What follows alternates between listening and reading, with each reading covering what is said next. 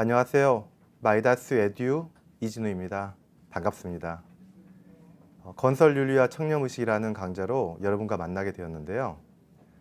이번 강좌는 건설윤리와 청렴의식에 대한 첫 번째 차시로 건설 분야 이해관계자와 건설윤리에 대해 여러분과 생각을 나눠보는 시간을 가져볼까 합니다.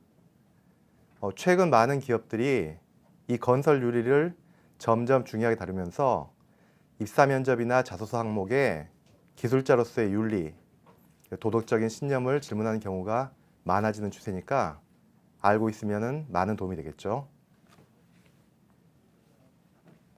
자, 그럼 청렴은 무엇이고 왜 중요한지, 건설 분야 이해관계자는 또 어떻게 구성되어 있고 어떤 부정부패들이 발생할 수 있는지, 그리고 마지막으로 건설 윤리에 대한 법률과 민간기업 사규에 대해서 살펴보도록 할게요. 건설 기술자의 업무는 세상에 필요한 다양한 시설물들을 경제이고 안전하게 제공하는 역할과 의무를 실천하는 것이겠죠. 자, 그럼 한번 그림을 살펴보도록 할게요. 토목 시설물에 해당되는 이 인프라 시설, 그리고 건축 구조물에 해당되는 이 주거 업무 시설, 그리고 플랜트에 해당하는 전력 화공 생산 시설 등 다양한 것들을 창조하는 것이겠죠. 각자의 분야는 매우 다양합니다. 감독자의 역할, 감리사의 역할, 그리고 설계사 역할, 시공사 역할을 하게 되는데 이 역할들 하는 부분은 공통적인 의무를 가지고 있겠죠. 자, 구조물을 경제이고 안전하게 완공하는 것입니다. 자, 그럼 이러한 역할과 의무를 올바르게 이해하기 위해서 어떤 마음가짐과 실천이 필요한지 한번 살펴보도록 하겠습니다. 우리 건설 기술자들이 자신의 역할과 의무를 올바르게 이해하기 위해서는 이 청렴이 매우 중요합니다. 그럼 이 청렴에 대해서 먼저 살펴볼까요? 청렴이라는 말은 여러분도 잘 알고 계실 텐데요. 네, 그렇습니다. 이 청렴은 성품과 행실이 높고 맑으며 탐욕이 없음을 의미합니다. 그래서 이 청렴 결백은 맑게 살피고 깨끗하고 하얗다는 의미로 투명하게 행동하고 깨끗하게 마음을 갖는다는 의미가 되는 것이겠죠. 이 청렴은 마음가짐뿐만 아니라 실천 또한 중요하다는 것이죠. 청렴을 의미하는 영어 단어 rectitude가 있는데요. 스트레이트를 의미하는 rect와 태도를 의미하는 attitude의 합성어로 올바른 태도를 의미합니다. 그리고 뇌물수나 횡령을 하지 않는다는 의미로 이 화이트 핸즈, 깨끗한 손이라는 표현도 사용합니다. 그렇죠. 이 청렴은 태도와 실천이 모두 중요하다는 것이겠죠. 2015년 국제투명성기구에서 발표한 국가별 부패인식 지수를 보면은 이 청렴도는 선진국일수록 높게 나타나는 경향이 있는데요. 한번 그림을 볼까요? 자, 우리나라는 이제 이 50점이 갓 넘는 점수를 가지고 있습니다. 높은 점수일까요? 그렇지 않죠. 우리나라는 절대부패 지수를 이제 갓 벗어난 50점대 수준입니다. 많이 좋아졌다고는 하지만 아직까지도 부패 개선이 많이 필요한 수준이죠. 자, 500년이라는 긴 역사를 가진 조선 왕조에서도 이 청렴 결백을 이상으로 한 청백리 사상을 실천한 분들이 겨우 200명 남짓에 불과한 것을 보면 그만큼 이 청렴 결백 실천이 어렵다는 것이겠죠. 건설 분야에서 청렴이 중요한 이유는 매우 다양하겠죠. 네, 그래서 그 중에서도 중요하다고 할 수 있는 몇 가지 이유를 요약해서 설명드리겠습니다. 자, 이 그림을 보시면 직접적으로 사용되는 SOC 예산이 23.3조 원이나 되죠. 근데 이외에도 간접적으로 투자되는 돈이 많습니다. 한번 살펴볼게요. 자, 교육시설이라든가 국방시설, 그리고 농업시설, 그 다음에 안전과 공공에 관련된 시설, 그리고 산업에 관련된 시설, 환경에 관련된 시설, 매우 다양한 분야에서 건설 비용이 집행된다는 것을 알 수 있는데요. 첫 번째 이유는 큰 비용이 투입되는 만큼 부정 개입의 유혹이 쉬워서 불법 청탁이 발생할 가능성이 높다는 것이겠죠. 자, 두 번째 이유는 공정한 경쟁 사회로 발전하기 위해 필요하다는 것입니다.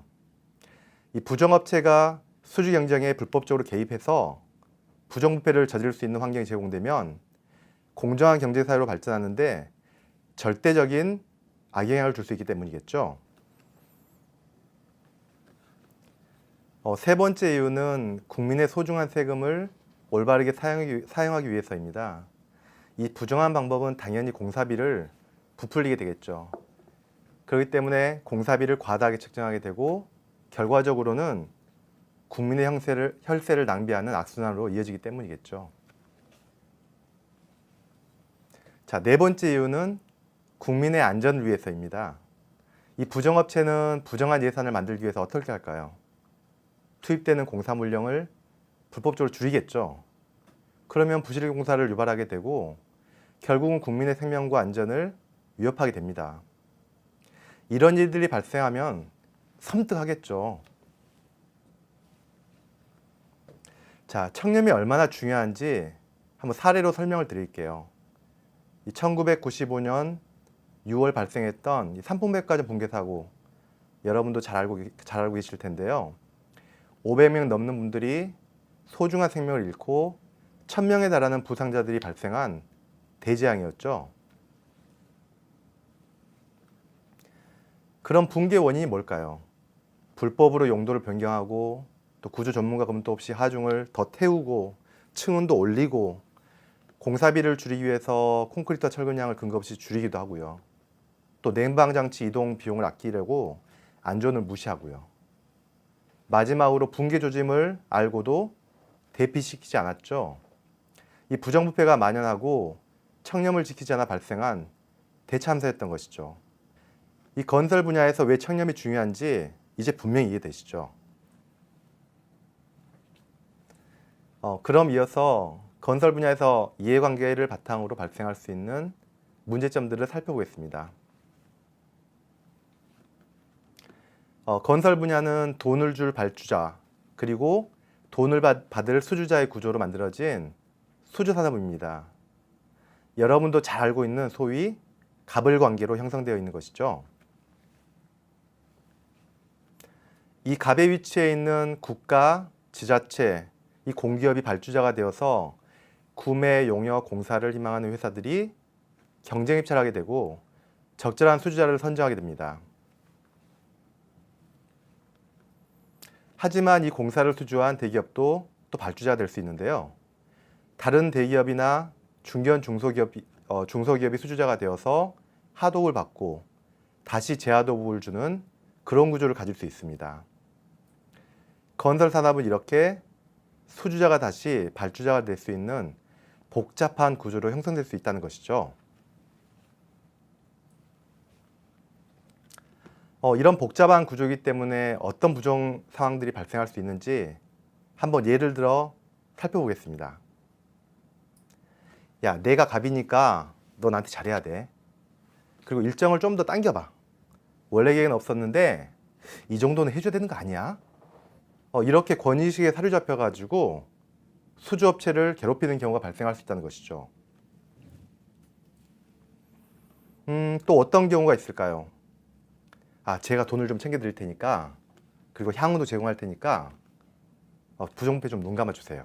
라든지 마치 자신의 돈인 것처럼 사적인 용도로 이용하는 경우도 발생할 수 있겠죠. 회사는 적자가 나거나 경영이 어려운 상황에서도 이 성과금을 과도하게 책정하거나 또 방만한 복리 수용을 하는 경우가 발생할 수도 있고요. 또 자녀나 아는 지인의 채용에 관여를 한다거나 또 본인의 퇴직 후에 채용해 달라고 하는 이 뒷문 채용을 강요할 수도 있겠죠.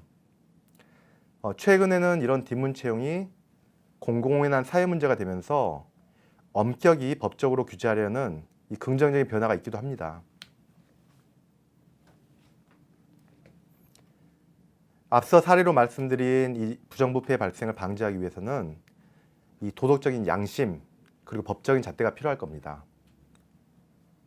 그렇다면 건설율이란 건설 관련자가 반드시 지켜야 될 어떤 보편타당한 도덕적인 잣대겠죠.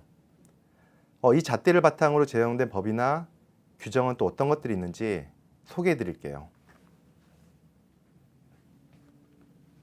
자, 공직자 윤리법인데요. 공직자는 공평한 기준으로 공정하게 판단하는 중요한 역할을 해야 합니다.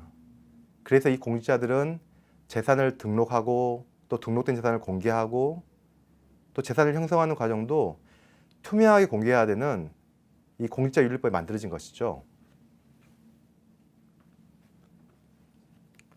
대표적으로 김영란법으로 유명해진 부정청탁과 금품수수 금지에 관한 법률이 있죠. 최근에 많이 이슈가 되고 있으니까 여러분도 잘 알고 계실 겁니다. 1회 100만 원 이상의 금품이나 향응을 받으면 이 대가성에 무관하게 형사처벌을 받을 수 있는 법이 제정되어 있습니다.